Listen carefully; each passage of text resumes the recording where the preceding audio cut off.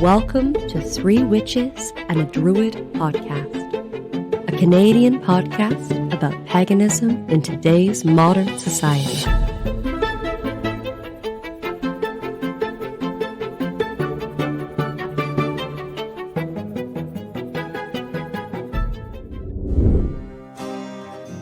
And now, Three Witches and a Druid podcast present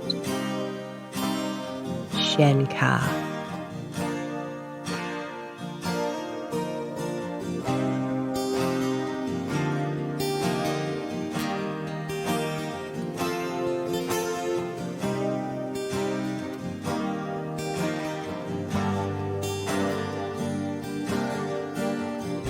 She left her home and she sailed across the sea to find a place to start anew. She built a life with a man and family in the new world, brave and true. The lady of the woods, feel a spirit on the wind. Her song can soothe the troubled soul. The lady of the woods, singing spells and rhyming lines, spinning music into gold.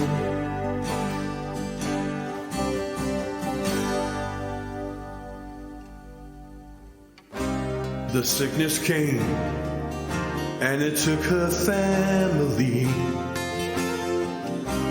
The village drove her from her home. They called her witch, and they ran her out of town, and left her naked and alone. The lady of the woods, feel a spirit on the wind. Her song can soothe the troubled soul. The lady of the woods, singing spells and rhyming lines, spinning music into gold.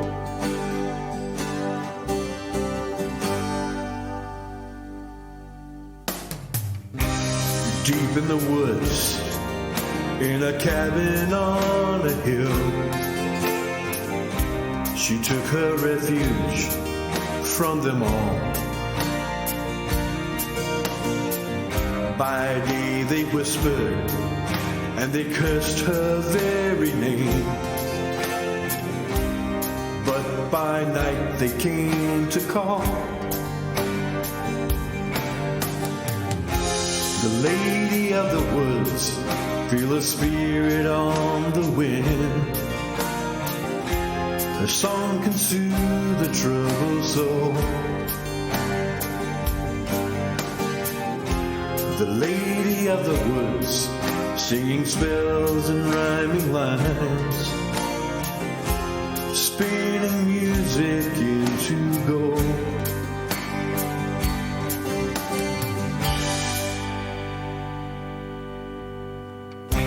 The years went by while she conjured and she dreamed.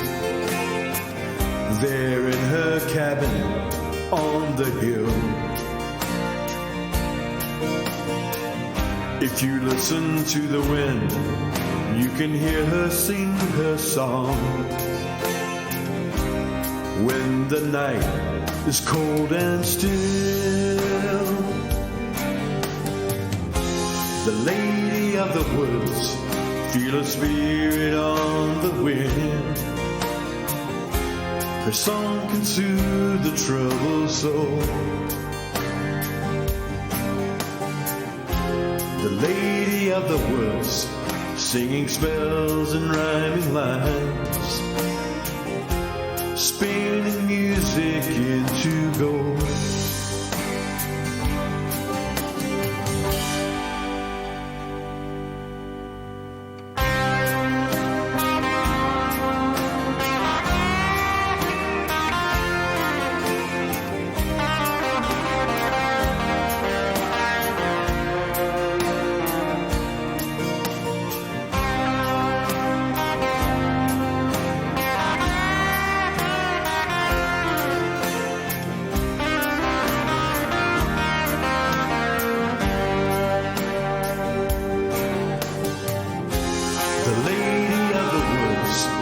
Feel a spirit on the wind,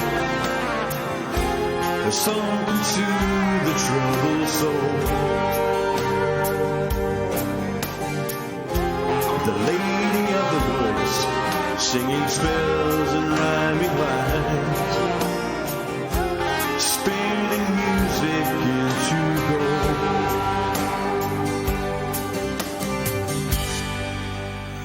Music into gold.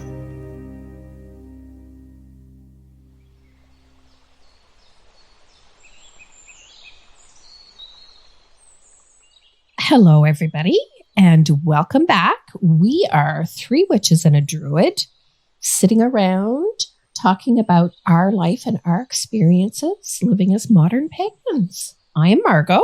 And I am Maeve. Gwen. And I'm Brian. So this is the second part of our three-part series on the 9 Druidic Virtues of ADF. If you haven't listened to the first episode, I would highly recommend you go back and understand what the world we're doing. In ADF Druidry, we have 9 virtues that we follow. And the first episode, we discussed wisdom, piety, and vision. In this episode, we're going to discuss courage, integrity, and perseverance. The last time I read the definitions out at the beginning, I'm just going to read them as we come to them. So, the first virtue we're going to discuss is courage. Quite simple, the ability to act appropriately in the face of danger. Or, in the Merriam-Webster definition, is mental or moral strength to venture, persevere, and withstand danger, fear, or difficulty. So, for us, in Druidry, this is often in 2023,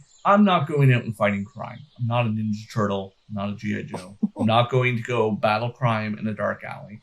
But this is my ability to speak up for those who can't do it on their behalf. This is my ability to understand the difference between right and wrong and understand when somebody else around me needs defending or an idea or a concept needs defending. You know, when you were talking about courage there, it made me think of there is a little saying that is often used in ritual, is to know, to dare, and to keep silent. And I like that. To know, to dare, and to keep silent. And that's all about courage. You have the knowledge, you dare. You're not I'm gonna, I dare you to, I don't know, cause an avalanche. Not that, but to know, to dare, and to keep silent. And keeping silent for someone like me, that takes a great deal of courage and strength or whatnot. But I think because, I may have grown up with too much bionic woman and $6 million man, that to me, courage is a superhero-y thing. And sometimes I have to remind myself that some days just getting up and getting out of bed and going out of the house is courage. That's a really good way to put that. Some days it is courage. And when we were in the middle of COVID, going to get your groceries was courage. Yeah. Or going to work when you have combative, coworkers, or you're in retail and you could be having whatever's going to happen to you that day. Someone rolls in, they're ugly or whatever. That's courage to get up and do it again. I think she means ugly personality. Oh, okay. No. No. Ugly. Haven't you heard? That? Oh, they were right out. They were really ugly. Yes, but that's like nasty. I'm an immature male. So they were an unpleasant person. Yeah. They were this ugly situation. Right. Just going out of the house some days is courage. Big courage. I have to remind myself when I think I'm not being brave about certain things. It's like, yeah, but look at all these other things I'm brave about. Yeah. And you don't have to be courageous about every aspect of your life. It's okay to sometimes understand that you need to take a step back and regroup. The courage to understand to do that is sometimes just as important. Well, And again, that's courage and wisdom combined together. Say courage and wisdom. Yeah, to know that is another type of wisdom. It's like, I'd really like to do this certain thing, but I know it's not in me right now. Yeah. And that's wisdom to be able to recognize. And also courage to convey that, as we were talking about the situation in our break time. Do you have the courage to tell somebody that something you have committed to, you are currently unable to honor that commitment? That takes huge courage to communicate that, or to understand that within yourself if you have overextended yourself. Was it Ray saying that a study out of Stanford was saying that since the pandemic, like 80% of the population, say they're traumatized. So most, people just are displaying, I guess, a lot of courage just to get through things. But now that we're talking about it, that's very interesting. Most people are being really brave right now to just try to make their life decent.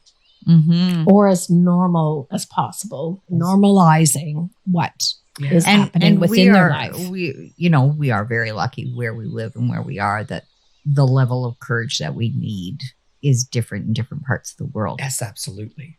And on a scale, I recognize that maybe personally, some days it takes a lot of personal courage, but on a scale, I recognize that I'm pretty lucky.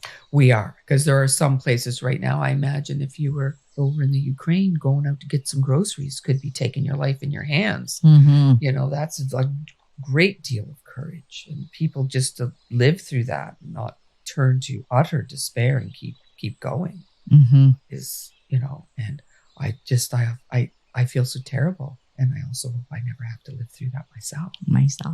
Because who knows how brave I would be. One of the things I think about courage is, I know that, Brian, you said to step up for somebody else. Do I have the courage to step up, and if I see something wrong, to speak up for an ideal or a person that is unable to speak for themselves? And I find that a lot easier to be courageous on behalf of somebody else than I do for myself. No, that's fair. That's not uncommon for me. No. That's I suspect that's how a lot of people approach that. Mm-hmm. It's easier to defend someone else than it is to defend yourself. And I think anybody who's a parent has viscerally felt that. Oh, yes. Viscerally felt that. And this has come up in conversation a few times. It's like, I'm going to have a hard time if I find out that Atticus is being bullied. But I'm going to have a harder time if I find out that Atticus is the bully. I don't think I have to worry about that too much, but if Atticus is getting bullied, there's only going to be one conversation with the school, and then action will be taking place. And that may get me in trouble, but I can assure you that bully isn't going to be bullying my child anymore.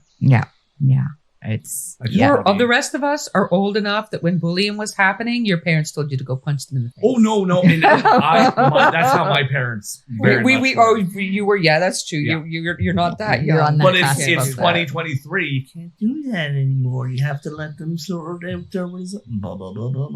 You know what? The bullying, the interesting thing to me, and I had this conversation there was this one kid who was a bully to everyone. In her class when Rain was in fifth grade or something like that. And this one was a bully to everyone. And Rain was like, what's going, and it came to my attention that this was going on. I'm talking to the teacher and she says, well, we don't like her to do that. I said, Rain knows how to throw a punch. I taught her when she was like 6 or 7 how to throw punches. So we don't want anyone throwing punches or this or that. We're afraid that they'll do that and on and on. I said, what surprises me is that in schools, whether you're a minor, like under 12 years old, if that's in Canada, 12 years old, or if you're old enough to be charged in a criminal situation, which is 12 plus, Yep. kids in schools do not get the benefit of the law. Mm-hmm. If you look in the criminal code of Canada, our criminal code, you do have the right to defend yourself. But in schools, be it high school, when you're 17 years old or 16 years old or 18, even if you're in school, you don't have the right to defend yourself. So they don't even get the benefit of the law. And the principal said, well, these are our rules. I said, yeah, I said, but that's crazy. Yeah. And I said, I know that these are the rules that you have to follow and you don't make the rules. You personally may think I'm absolutely right, but they don't have the benefit of the law. And I do know that, fortunately, Rain, my kid, was not bullied in school. You know, there was this one kid who bullied everyone in class when they were in elementary. She was never bothered. But I'm telling you, if she'd have been 15 and there was bullying going on at school, I would have spoken to the school and I would have informed them immediately. I am calling the police. Mm-hmm. This is illegal. Yeah. So, And I would have had, they go, oh, don't call the cops. Don't call the cops. I know. I'm like, I'm terribly sorry. This is now not your concern. I will be dealing with the police. yeah. So People don't do that, though. in the previous episode, we discussed envision and generational trauma and how that sort of ties in with courage is understanding that while you may have not had a great upbringing, to have the courage to change that, to break that chain. Yes, absolutely. And to raise your child without those words and without that violence. Yeah. That to me is a form of courage. That's a To break huge that. form of courage to break that chain. Absolutely. And vision and wisdom and so many things Yeah. when you see people breaking those Absolutely. patterns. Absolutely. So these virtues we break down into 9, but they all, of course, combine into the power that they are. They're all interconnected. Exactly. Yeah. Each virtue affects each other virtue. Exactly. And yeah. how you express that virtue affects how you express every other virtue as well. Yep.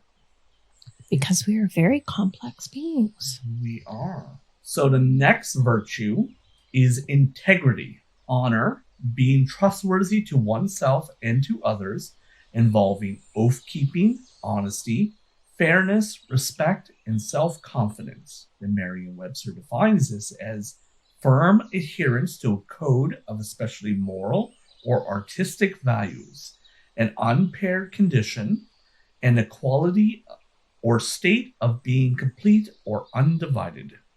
I think a lot of wisdom has to go with honesty too. Yes. Because sometimes just because you can, it doesn't mean you should. You're right. So integrity, of course, is being true to oneself, doing what you say you're going to do. And of course, this ties back into piety, courage, wisdom. I say I'm going to do this, so I'm going to do it. And that's your integrity. So in Druidry, we don't, in ADF Druidry, I want to clarify, we don't necessarily have the concept. Like we have oath keeping when you move into clergy or a leadership position. You take the oath that you will protect those around you. You will keep the secrets you're required to keep secret. But at the same time, like you will follow the law, you will follow the rules, you will do what is best for you, for those around you, and hold a moral and ethical standard above and beyond. And there are various pagan paths, such as heathenry, where oath keeping is like that's a very large part of their belief system. So how does integrity follow in your guys' spiritual path? I don't know if it's so much my spiritual path as in my life, but I can keep a secret like nobody I've ever met. Right. I have been confided in and told things by people who needed somebody to share this information with that was life-changing information, and asked not to discuss it with anybody else. And I can keep a secret like no one I've ever met. I can also am totally fine. People are quite freaked out actually when in a situation, if somebody happens to slip that they know something that they are not allowed to share, I'm okay with that. Yeah. I don't need to know the information. That is your information you need to keep. And I'm not going to badger you. it's not my business, and I'm okay with that. Although it's funny, even when it comes to something as sort of silly and mundane as gifts, I've known people who cannot keep a secret, Right. or people who will try to bait you. I've had people try to bait me with, I have bought this gift for you. Do you want to know what it is? Well, no. Oh, no, it got to be out like a surprise. I'm fine not knowing. If you have information that you don't want to give me, I'm okay with that. This is probably for me one of my weakest virtues because I believe I might be 10% cat. So curiosity kills. I need to know everything. So I need to know your little secrets. Yeah. And I'm not necessarily bad at keeping them. I like to talk. So yeah, I'm probably going to be the guy who lets it slip what you got made for Christmas. But like big important stuff, of course, I'm keeping my lips tight. But yeah, I still need to know. I will admit that I do like a little, you like the tea. You like the tea. Yeah, I do. However, when it is, please say nothing, I never say anything. But if it's just, guess what I heard? Okay, that's different. But if someone comes to me and speaks to me about something that is private to them, I'll pass something on. Yeah, I will. I'll pass on the tea. Yeah. But I can, that if it's like, no, this is not talked about outside of this, or someone's confiding in me, I wouldn't tell. Right. Absolutely. And I have the memory of a sieve. Like, you truthfully, tell me forget something, people will, and part of that is, you get in a position where you read people's tarot cards, you speak to people about stuff. I have to be careful that if something comes out of one of those sessions, that I don't inadvertently, because I'm within a context of people that are aware or may say something that I might not just conversationally reveal something. So I almost like throw it away because I don't want to. Well, you'd have to, because you see when you're doing someone's cards, it's all laid out for you with things that are that are not shared, shareable. So throwing it out is a good thing for you. Yeah. You don't want it on your mind. So people will say, "Remember my last reading? 3 months ago." Nope. Not a clue. It was earth shattering, was it? Whoa.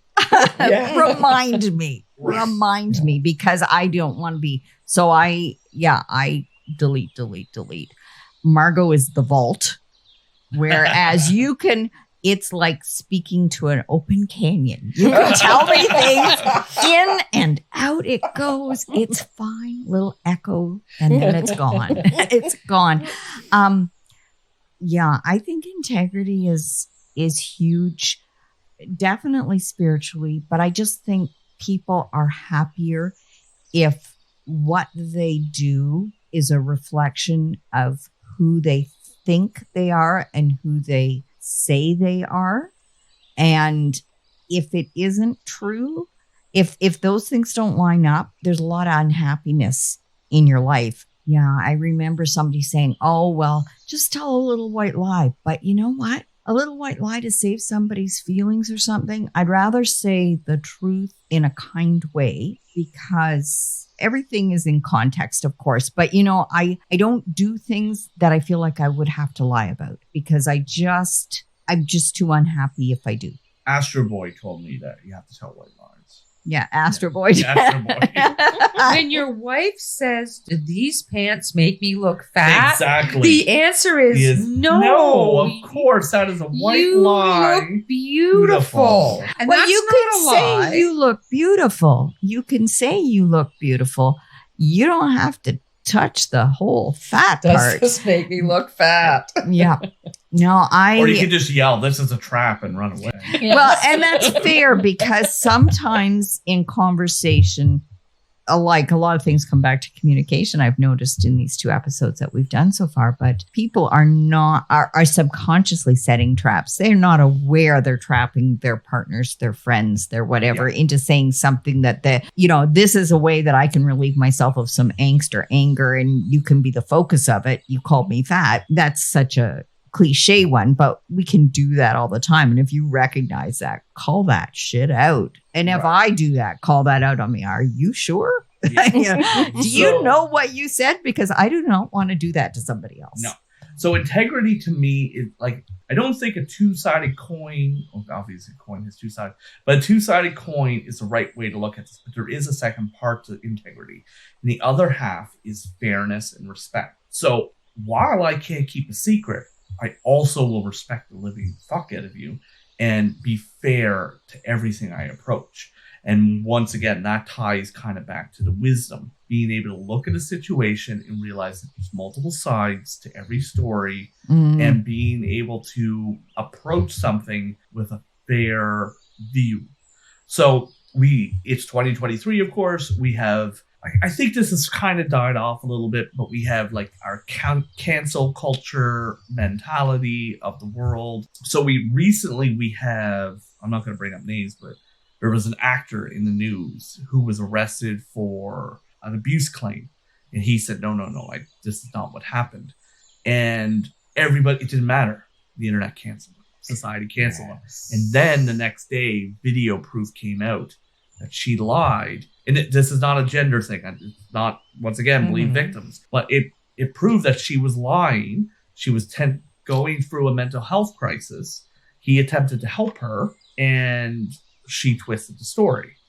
But it doesn't matter. The media has now taken this and run with it, and that's that. So to me, when I first saw that, I'm like, I'll wait to see what happens with this. I'm not going to like dismiss this situation. And this applies to everybody. Yeah. Like, you have to wait till all the facts come out. Which is why I know one time I got the call for jury duty, and I was terrified. I watch way too much Law and Order. And I know as you're sitting on a jury, you do not get 95% of the actual facts. And how can I possibly sit in judgment of somebody else? Make an informed decision. Make it. So luckily, apparently a plea deal was met before the jury actually happened. When I worked at the shop, I did actually have folks come in from time to time saying, I have been called for jury duty. I do not want to do it. I am terrified of misinformation. All you gotta do Can I buy the biggest pentacle that you have so I can wear to jury selection? All you got to do is go in and say, oh, this is the case. Well, he obviously did it. And then they won't pay attention to you. Yeah. All you got to do. Karen's dad did jury duty for a very, very public, brutal murder here in Nova Scotia. And it affected him for years and years. Yeah, he made the right call because it was kind of obvious the call that needed to be made. There was no real fudging the information. It was all very obvious. But like being that judge and executioner in that jury is difficult. Yeah. It took a real toll on him. Well, it's interesting. I know I've never done jury duty because I got out of it. But I know my dad did it once in Canada. Like, you're not allowed to go write a book about your experience on the jury of, whatever. That's Canada. You can't do that here. But he said it bothered him because it wasn't about whether you actually thought the person did it or not. It was how the lawyers presented it. Yeah. The information that you got, even if you're like, I really think they did this. It's who had the better lawyer. He says that's what it was. And that really, really bugged him. And oddly enough, in that case, this person, that they didn't feel the prosecution did good enough job, regardless of what I thought personally, they didn't. And he was, he got off. But within 6 months, he was found on the back road dead anyway. So that's just life out in the country some places. And again, I remember as a very young child, like pre-10 even, thinking, well, there was a lawyer show on TV. I don't even remember which one it was. Thinking, oh, I think I would like to be a lawyer when I grow up. And then when I found out that I may perhaps have to actually defend guilty people, nope, not doing that. Yeah. Nope, don't want to be a lawyer. Nope. Everybody's innocent. It's funny because that's kind of where the fairness for me plays in. It's like, I respect those people because that can't be an easy job. No, absolutely But that individual is just as entitled to justice. Exactly. As everyone else. I do agree with you. We do have here in Canada, it's you're innocent until you're proven guilty. Everyone deserves their fair say. Yes. And I guess that's part of integrity. Everyone does deserve their fair say. Even if they're wildly guilty and horrible, they do deserve their fair say. Okay. And so the last part of integrity is self-confidence, which I have no problem with at all. I'm the bee's knees. Yeah. I'm still, I know I can project that. Yeah. I have developed a persona that projects that. Yeah. Not sure if I'm quite vulnerable enough to let everybody know that, yes, that is in fact a projection. Yeah. But when it collapses, it's awful. Yeah. It's absolutely awful. And that's kind of where some of the other virtues come into play, is building strong support structures around you so that when you do collapse, there's others around to help you. Yeah. And so integrity in itself with the self-confidence is a lot about self-confidence and respect in your own actions. I have the ability to be this pious. I have this ability to be this courageous. That's true. I mean, I have the ability to not, rip off my boss. Yeah. I have the ability to recognize that I could skew things to my own benefit if I wanted to, but I don't need to do that.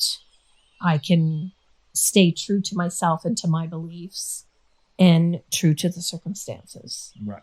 I lost a big chunk of my self-confidence about 10 years ago. Most of it has come back, but there are little parts that have not. And I think too that if it would have happened to me 10 years earlier, it would have all come back by now.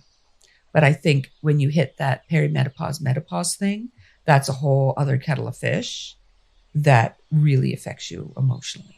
Your physiology your and your physiology, situation that came together at the same time. Yeah. Just as I had my head wrapped around it all, perimenopause hit, which blew everything straight out of the water, because then you're just emotional and you're crazy. And I would give anything to be that heartless, just barely with my heartbeat barely going on the whatever, because it is not to be overly, to be jovial or gregarious is natural to me, but to be unable to keep an inner calm is not a natural state for me.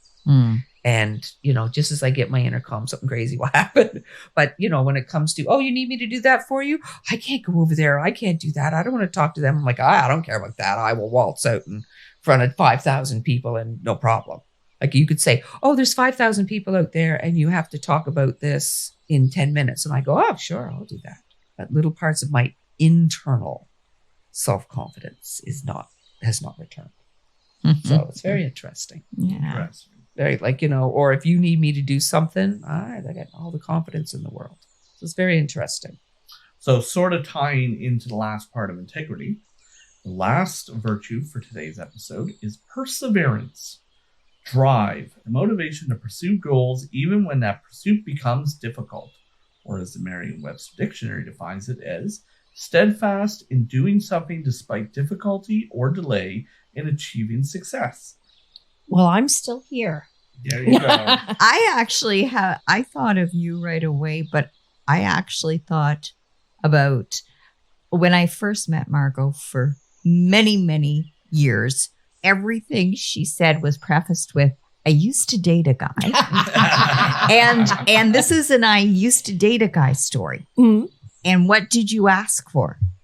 I don't think it was perseverance, but you asked for the strength to... I asked for patience. Patience. And which meant perseverance, basically, which meant hanging on to deal with a bad situation. You shouldn't have asked for patience. No, patience was the wrong thing to ask for, because I got patience and I put up with it for far longer than I should have. Whereas if I had asked for what is best for my higher self, it probably would not have gone on for quite as long as it did. So, yeah, English is funny because there's patience and perseverance has some corollaries. Perseverance and endurance has some things that are similar. But I think perseverance is definitely a more positive. Yes, because to endure something can often mean staying somewhere horrible. Yeah. Give me the strength to endure what is coming. You know what I mean? It can be it can be. And that's kind of, I'm unpleasant. going through that right now too with my knees as well. Yeah. I've had the first one replaced and am over the moon about it. I'm so happy with it. You know, aside from the fact that I messed myself up by breaking my arm, but Let's not do that on your next knee. No. Let's not do that on your No. next knee. So- Practical shoes. getting my next one done, knowing what that means and what I'm going to go through. Because the first one, you know, I've been through many surgeries, but the first one, I had really no idea how I was going to come out the other side. Well, now I know what to expect for the next one, and I'm prepared for it and looking forward to it. I have the perseverance to do this, to know when I come out the other side, I will be able to do the things I want to do. And number one of those is camping. Did you see that tent my brother gave me? Yes. Well, it's a little funny. old, but I'm like, it takes 8 people. We got a portable cottage now, girls. Well, an 8-person tent means 4 people can sleep in it. Much like her Yes. 4-person hot tub. Really. It's Two 2 people. Yes. Yeah, the 2-person tent is 2 people who know is 1 person in their luggage. Yes. But still, the 8-person tent is Four or five, but that's no. fantastic. I hope to Any see tent her I in can good shape. stand up and in Yes. is a good tent. It's like, this is a portable cottage. I said, Andrew, where are we going to put this? Well, wasn't your big issue last year is that you had to like get in and out? You know, pretty much had to be on hands and knees. Well, no. That's why I now have 5 tents. Okay. The one we had at the festival there, that's a pretty big tent. That has a big Mhm. vestibule in it because we needed cots because I couldn't get up and down because my lower back was hurt. But this one's even bigger. Well, no, the interior's bigger. And it's like, we got to find a place to put this. We got a portable cottage. I hope it's in okay shape. It's like I haven't, you know. But it hasn't I have out been in on years and years. Kijiji and Facebook Marketplace looking at cots because I know as much as I love sleeping on a mattress on the ground and that connection, I can't get up off that. No, I understand. There's- I haven't slept on the ground in a couple of years. Yeah. The cots or the hammock. Yeah. Last summer, we did use the cots. I did notice a difference in the energy. I was still outside. It was still great. I like sleeping outside, but not sleeping on an air mattress on the ground. You did not get the earth energy. No, Yeah. but your You did back not. also said, "Thank God." Yeah. It wasn't the back. It was getting up and down. Yeah. And crawling out of my little 2-person tent on my hands and knees was not in the cards for me last summer. But I got this monstrous friggin' tent. Because I could probably sleep on an air mattress now, but crawling out of the door, I would not enjoy. So what Even we're though- saying here is the perseverance is that even Yeah. at your age, you're still going camping. Still going and you camping. will find a solution to the problems that you have. Well, do you know what I just saw? And anybody from Canada or the US, I don't know, Walmart's all over the place. You can get just a tent thing that attaches to your cot. It's not one of those that comes with a cot and comes with this is what $117 at Walmart. And it's a tent that can be used as a tent, but it also attaches to your cot, to your single bed cot. I can I'm see like, that. Now that appeals to me a lot because those big tents you got a big tent. that'll take a cot. You got a great big tent. you're in there by yourself, they are cold. Like if you're going to be by yourself, you're better in a smaller tent. Yeah. But if you're in a bigger tent, you do need more people. You need that body heat to warm that thing up for sure. It's crazy. And when they say it's 4-season, that means it's not for summer.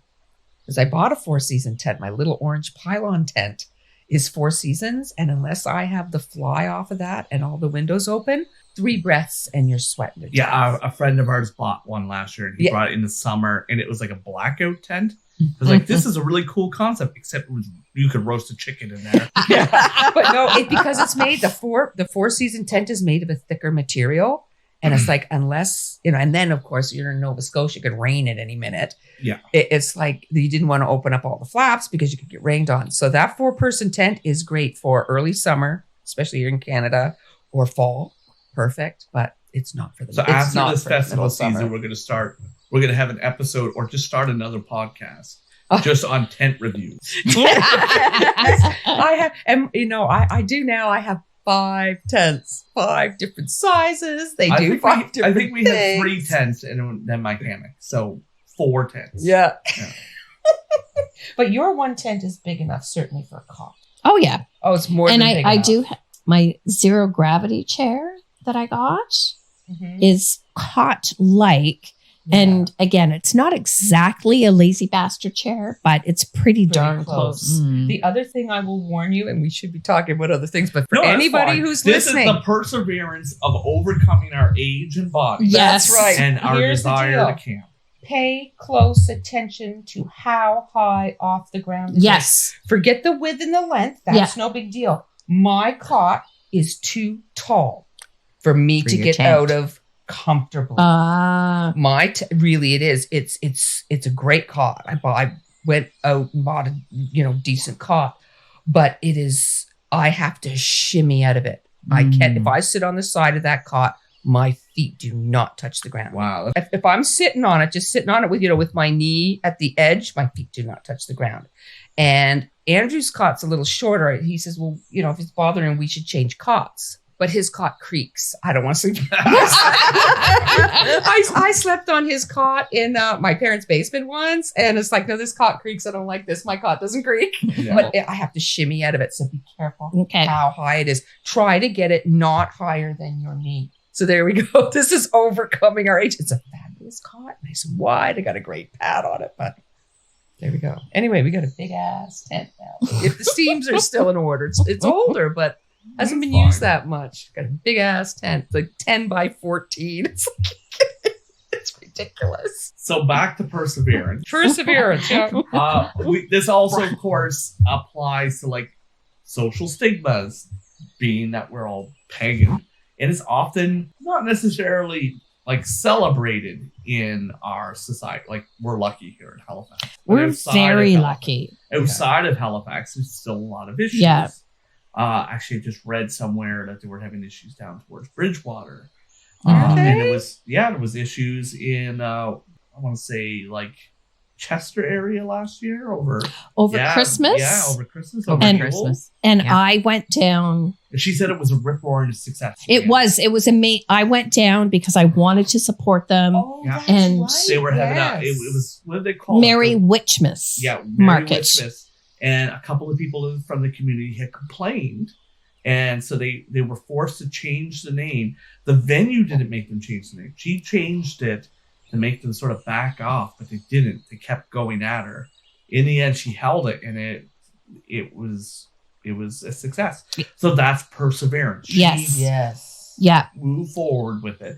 And so, yeah, I guess in Bridgewater recently, there's only one church that will baptize you if you're born out of wedlock, or they'll. I guess it's really strict down there. And so there's a couple of people from the community that were like, I'm very afraid to come out as pagan down here. It's not comfortable. Isn't that interesting? I guess 25 years ago, it was we had to persevere quite a lot in time. Mhm. Yeah. Again, I remember going home to Winnipeg to visit my mom, and she was not comfortable with the idea that I was pagan. So in order to cater to her and not make her more uncomfortable, she made a coffee date with a family friend, and we'd go out for coffee, and they'd be asking me what I was up to and how my life was going.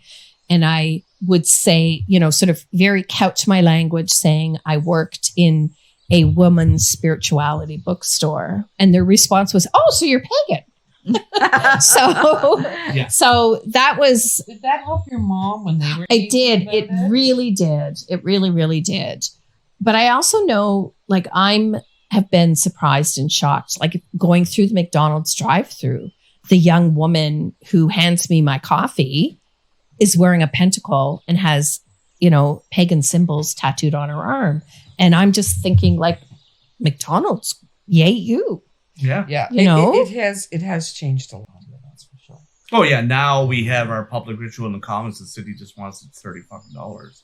Yeah. They don't care what we do anymore. They don't send the police around to check up on they us just want their anymore. money, and now we have to have insurance. No, I remember the first time, because we always sent notice to the press Oh yeah. that we were going to be having whatever. And when the press stopped showing up, it's like, oh, I guess we're not exciting enough to be news anymore. No, we haven't heard from anybody. Like since starting the Pagan Assembly, we haven't heard from anyone.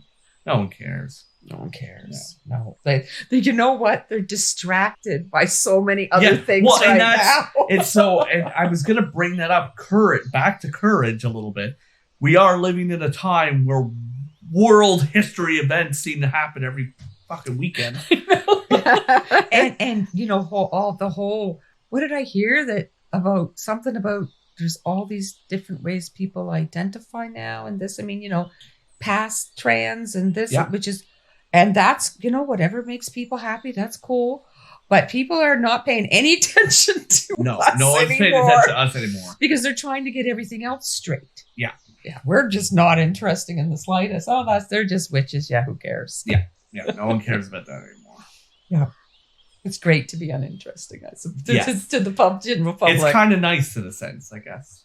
And just to remind me and everyone else, what does ADF stand for? What's that? Why do you ask me this stuff? Like, I'm not.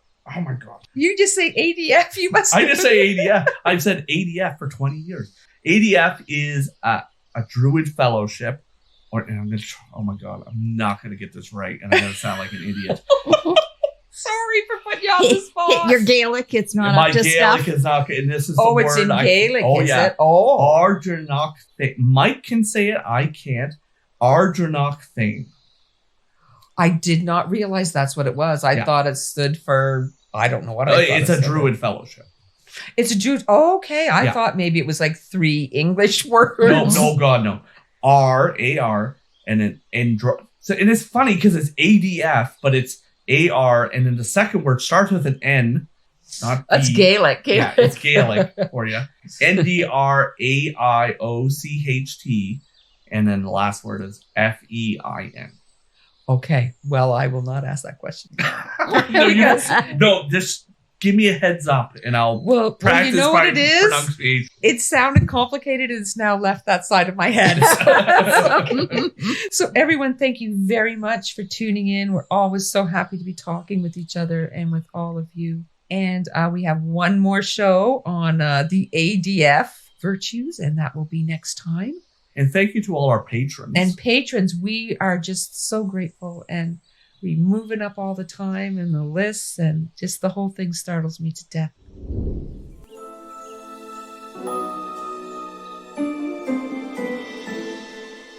Hello, beloved listeners and patrons of 3 Witches and a Druid podcast. We would like to take a moment to express our heartfelt gratitude for your unwavering support of our podcast. With your encouragement, we have been able to explore and celebrate the rich and diverse world of paganism and spirituality. We feel blessed to have had the opportunity to share our knowledge and experiences with you. As we continue to grow and evolve, we invite you to join us on this journey and become a Patreon member of our podcast. Your contribution will help us to continue creating quality content and provide you with more exciting episodes filled with wisdom, insights, and a little enchantment. By becoming a Patreon member, you will not only support our mission, but you will also have access to exclusive content, behind-the-scenes goodies, discounts, and much, much more. Together, we can create a thriving and supportive community. To our amazing Patreons who have been there to support us through the past 3 seasons, Sybil, Josie, Catherine, Nicole, Amy Beth, Tomlin, Samantha, Stephanie, Chris, Romos, Eric, Karen, Highland Horde, Danny, Tania, Sarah, Kay, Linda, and Jennifer. We thank you from the bottom of our hearts for being a part of our 3 Witches and a Druid family.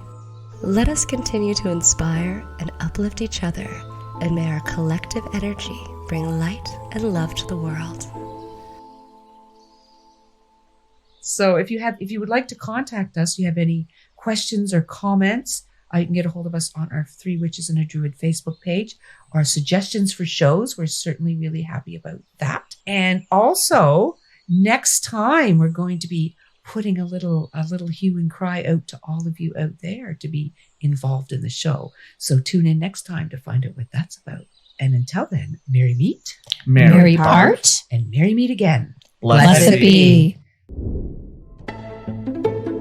This has been Three Witches and a Druid podcast. Thanks for listening.